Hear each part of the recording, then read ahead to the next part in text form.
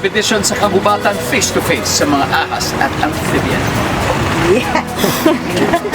Kilalanin ang assassin ng karagatan when we return dito lang sa Amazing Earth Part. Shoutout din sa mga ka-amazing natin sa Alon and Alaw Club sa Kapanggan, Zambales. Ipagpatuloy nyo lang po ang inyong mga magagandang mga gawain para matigilan ang marine pollution. Kailangan po kayo ng ating karagatan dahil amazing kayo.